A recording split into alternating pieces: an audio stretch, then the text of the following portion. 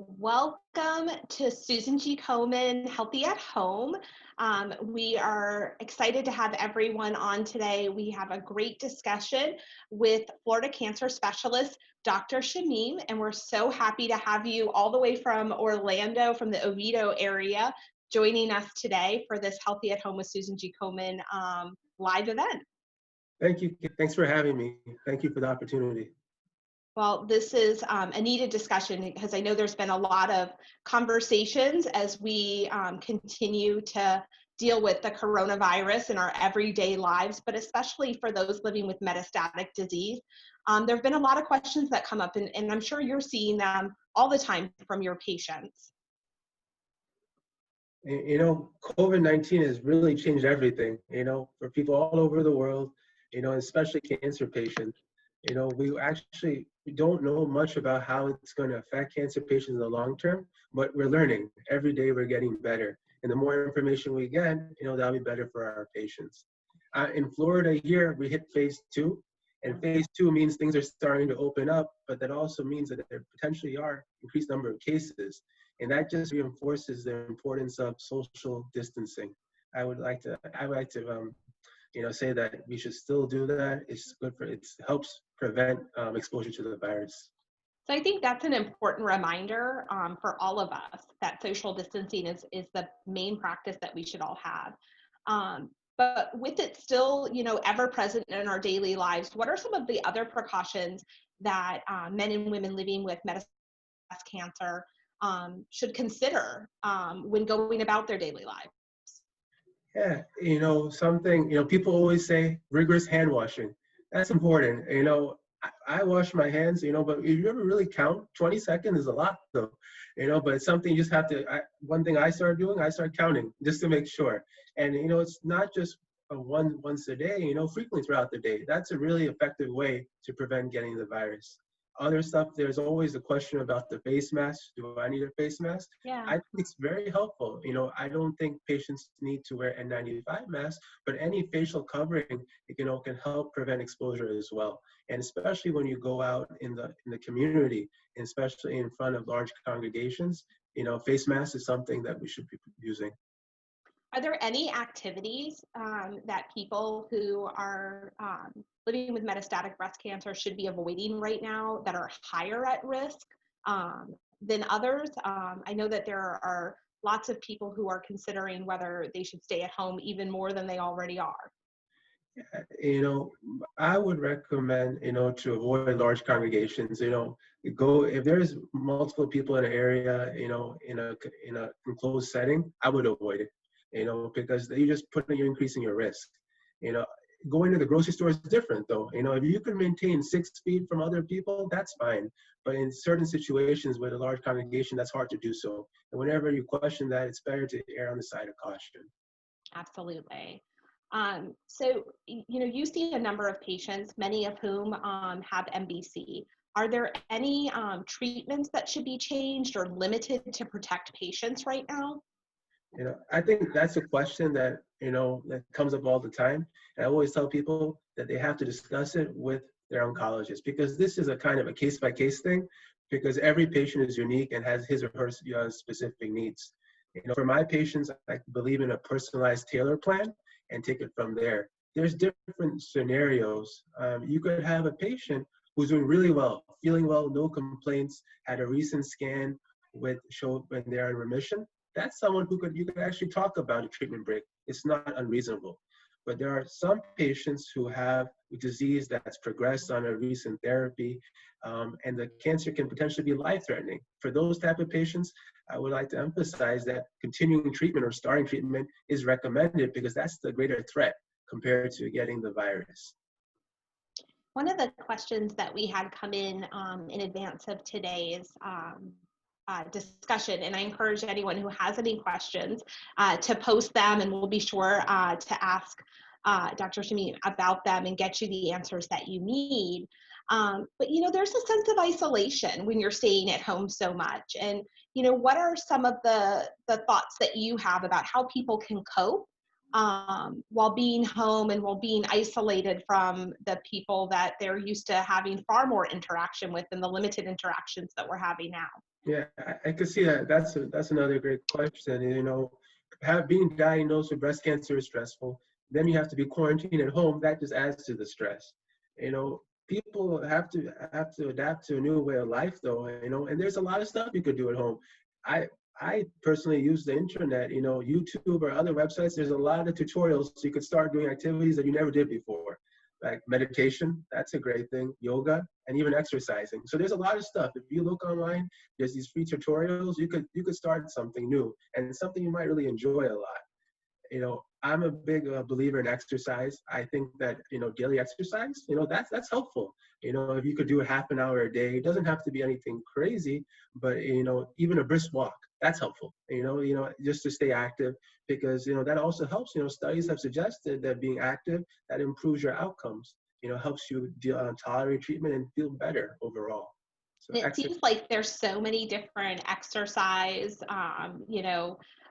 professionals who are virtual now, who are offering classes. There's all kinds of different things that you can try. And I think what you shared about meditation is really important to mental health too, because so much of what we're going through right now can be managed, the isolation, the negative components of it, with improved mental health, with improved, uh, time where we're thinking of ourselves too right now. Definitely. And you know, one thing I also tell my patients is that if you're doing something, changing it up, variety is helpful too. And you know, whatever you do, just make sure you enjoy it, because then it's good. Like meditation, as you mentioned, if it's helping you deal with the stress and helping you feel better, keep on doing that for sure. And we were talking off camera, but certainly now we have ways of connecting with each other virtually that we never even, most of us never really used this before. It's amazing. You could do anything. You know, we were talking about, I attended a Zoom wedding the last weekend. It was amazing. It was really nice. And also, you know, with friends out of state, we could do like Zoom dinners. It just, in the beginning, it might seem a little different, but it works actually. You know, if you keep an open mind, you'll be pleasantly surprised. Now, are you using telehealth at all in seeing your patients, or are you still seeing them in person? Yeah, I kind of do a combination of both. Again, depending on the patient and where they are in their treatment. If someone's requiring active treatment, I prefer to see them in person to help monitor and assess any side effects from the treatment and to make decisions. But a combination of both, depending. For some patients who I feel that it'd be better that they avoid exposure to the clinic, yeah, a telemedicine visit is really appropriate as well for them. So a couple other questions that came in were around how do I boost my immune system, and what are some of the ways that I can boost my immune system? I think you mentioned exercise, and that certainly has an effect on immunity. But what are some of the other ways that you're recommending to your patients? Yeah, there's some, you always wish there's one special pill or a special drink that can make your immune system stronger, but unfortunately we don't have that right now. Maybe one day, but you know, there's things we can actually do to help keep our immune system doing its job. You know, exercise, as I mentioned, but also nutrition is really important. You know, a well-balanced diet can help you, can go a long way, and actually can actually do a better job than any supplement. And when you talk about a well-balanced diet, you incorporate proteins, fruits, and vegetables, and carbohydrates. That's helpful. I think that will help you. And sleep is something that's really important as well. You know, studies have shown that 7 to 8 hours of sleep is very helpful. It's easier said than done, but if you can achieve that, that helps build the immune system as well. What are you seeing, as fears that your patients have, or questions that your patients have around coronavirus, around managing their metastatic breast cancer? I know that you see a number of patients with the disease, but it's such a time of uncertainty, and I'm sure that you're getting comments from patients that maybe are consistent or maybe that vary, but that you could share your advice that you haven't shared yet with the audience today. Yeah, you know, a common thing that comes, you know, you're in a state of you don't know what's going to happen. You know, it's having the cancer diagnosis and adding this. There's a big question of what's going to happen in the future. But I kind of emphasize to take it one day at a time. You know, because we're learning more, and I would also say that you got to focus on the breast cancer. You know, because just because of the COVID-19 doesn't mean the breast cancer swept away, because you know this is something that we know how to treat. We have more treatment options. The worst thing you can do is rob yourself of getting something that can help improve your quality of life and survival. And we were talking about that too. You know, there's a number of new therapeutics available for MBC. You know, you are part of a group that's always on the cutting edge of what's happening in treatment and care. So what are some of the new advancements that you are seeing? It's just amazing. Like every day, something new shows up. You know, especially for metastatic breast cancer patients. You know, in the last couple of months, there've been quite a few drug approvals that were an unmet need. For example, a specific type of metastatic breast cancer called HER2 positive is a type of breast cancer that expresses the HER2 protein. We have a new oral drug called tucatinib. So it's a drug you take oral, and it's a targeted drug you take in combination with chemotherapy, a drug called Zolota, and the anti-HER2 drug we've heard of, Herceptin. In this trial, this combination therapy had really impressive responses, including patients who had brain metastases. You know, historically, brain metastases has been very hard to treat, and a lot of the clinical trials we've done, they excluded those patients. So we didn't really know what was the best treatment for them. But in this trial, in that pivotal HER2 CLIMB trial, they found patients that the drug combination had a response in the brain, and a lot of patients didn't even need brain radiation, which is a big deal. You know, I'm trying to save yourself from that. That's great. And this is definitely a drug that we have available now, FDA approved, and I'm using it to treat my patients who need it. That's great. Anything else that you would like to share with the audience today? Anything about metastatic disease or, you know, precautions we should be taking around COVID-19? Yeah, you know, I think one thing is that, you know, the face of breast cancer is changing with new treatment options. It used to be just chemotherapy, and then we also have anti-estrogen therapy, but now immunotherapy has taken a role, you know. And I just want to emphasize that for triple negative breast cancer, some patients are candidates for chemo and immunotherapy. And a lot of my patients ask me, does the immunotherapy, how does that interact with the COVID-19? And, you know, the answer is we don't know that. You know, you would think it's definitely different from chemotherapy, which suppresses the immune system and lowers your white cells, but immunotherapy can also have different types of side effects. So it's definitely every patient who's on immunotherapy should discuss this with their oncologist to get a better idea of the benefits versus risk.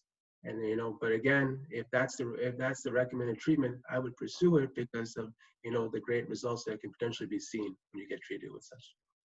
It's really good advice. And you were talking to me also about, you know, you customize, you know, for each patient. Yeah. And it's so important to be able to have those conversations with your physician. Talk to me about what that's like and what that process is like for the patient. That's exactly why I became an oncologist, because it's not black and white. Everyone, you have to look at each patient you see in the exam room, and you have to talk to them. You have to know what they're bringing to the table. Everyone has different past history. People have different comorbidities, different illnesses, and different goals, what they want to achieve. So you have to look at that, and you have to make a tailored plan again, you know, because one person who wants a certain therapy, that might not be the best therapy for them. And we're just very lucky, you know, in this day and age, we have multiple options. It's not just choice A, choice B. It could go from choice A to Z. And, you know, I think that's really helpful to patients because they can make informed decisions so they could get the best care. Yeah, I think that's a really great point. Dr. Shameem, I'd love to have you back on Healthy at Home with Susan G. Combe in Florida so that we could talk more about advances in treatment for metastatic breast cancer, for therapeutics, what you're seeing, you know, not only in the disease, but advancements that are being made. So we look forward to having you back here. I really appreciate all that you're doing to care for patients right now, especially amongst a second set of concerns, which is this virus.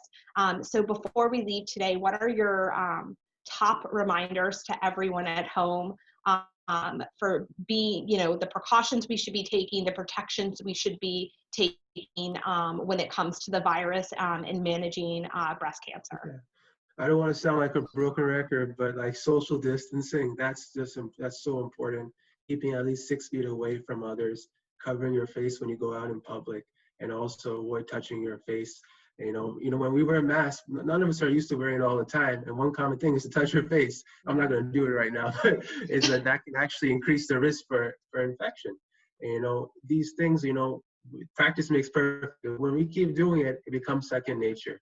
And I feel that there's one day we talked about that we hope that this will go back to normal, but we don't know when that's going to be. So the best thing we can do, especially with having metastatic breast cancer, you got to be cautious and vigilant because, you're already going through a battle. You don't want to add another issue with this COVID-19 as well. Absolutely. And Well, Dr. Shameem, we're very thankful to you for joining us today. We are grateful to the Florida Cancer Specialists for their partnership with Susan G. Komen Florida and for the work that we collaborate on across Florida. So thank you so much for joining us. If you have any other follow-up questions, if you're watching today, just post them on Facebook and we will get you an answer. And we look forward to seeing everyone at the next episode of Healthy at Home with Susan G. Komen. Thank you all for joining us, and thank you for joining us today.